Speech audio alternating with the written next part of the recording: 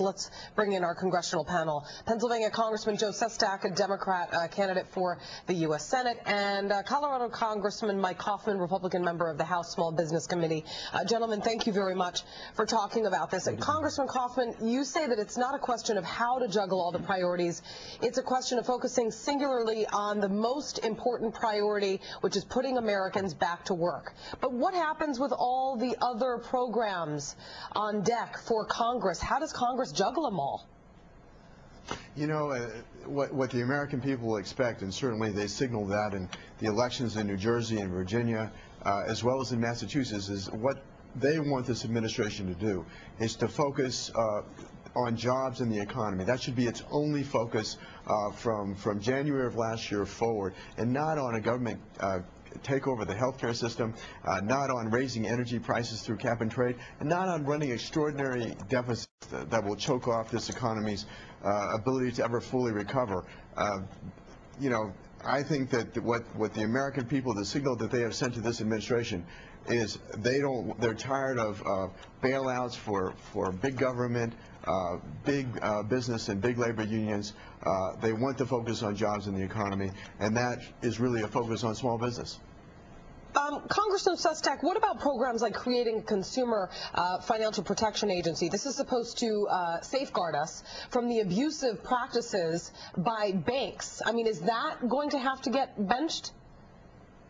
Let's hope it doesn't. I mean, when you can have credit card companies today forcing you to pay 400% for overdrafts, or right now you see predators going into reverse mortgages and taking advantage of our seniors, we need something to protect our consumers. But to Mike's point, if there's anything I learned in my years in the military, is take the lessons learned and apply them for the future about jobs. For example, number one, I watched the Clinton administration give 3 surpluses in those last 3 budgets because it had a pay-as-you-go requirement. So in 2001, when the Republican leadership threw that away, we got $6.5 trillion in debt. So we need to get that into law. Second, I learned something from President Reagan. When he had that S&L crisis where the financial institutions were going down the tube, he said, I got to spend 4% of our gross domestic product to salvage it. That's what we had to do similarly. And so today, last month, we only lost, although it's still intense, 20,000 jobs, where a year ago, as President Obama took over from President Bush, we were losing 600,000 jobs a month. Third, small businesses. We learned from the last recession, 2002, if there's anywhere, and I think Mike will agree with this, where we have to have tax credits or help incentivize job creation, it's in small businesses, which have been ignored.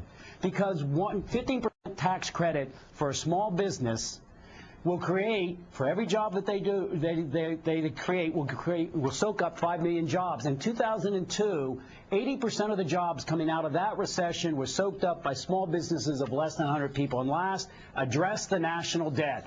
Both of our sides have to do a much better job at that. We have to go further than what President Obama has said. We have to address entitlement spending. We must address these tax loopholes that ship jobs overseas.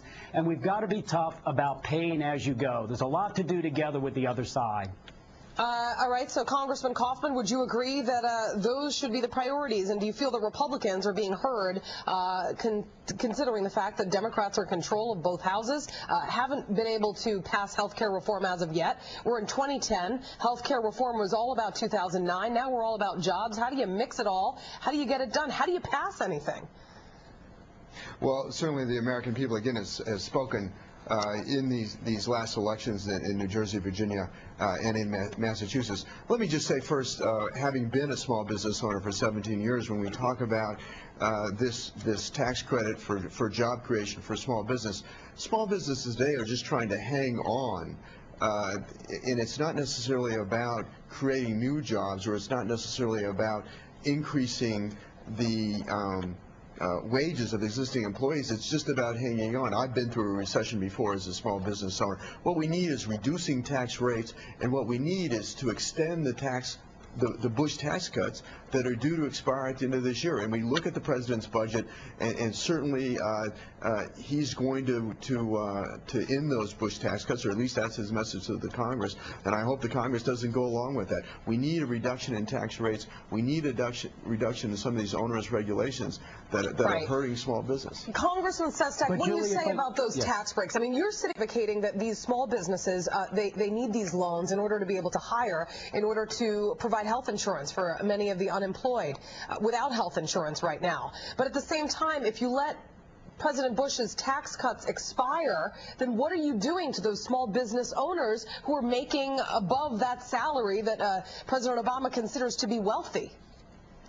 Right. 86% of all small businesses in America are exempt from any of the health care tax application policies that were recommended in the House bill. For example, small businesses today, according to the Commonwealth study, pay about 18% more for their health care than do large corporations because they can't spread the risk. We had that public option, which was a national plan to let them, if they were so elected, to put their employees in that so they could spread the risk of 1 of 10 employees having cancer. So that would reduce their taxes, so to speak, 18%. But to your second point, this is a very important issue about tax incentives for small businesses, because small businesses are where the majority of Pennsylvanians live, across America where they work. So they can't get loans today. So if we can actually back up loans by the federal government for community banks that lend to them, we can really get going again, because it is about creating jobs, not just hanging on. All right, Congressman Sestak, Congressman Coffman, thank you very much, gentlemen, for talking to us today.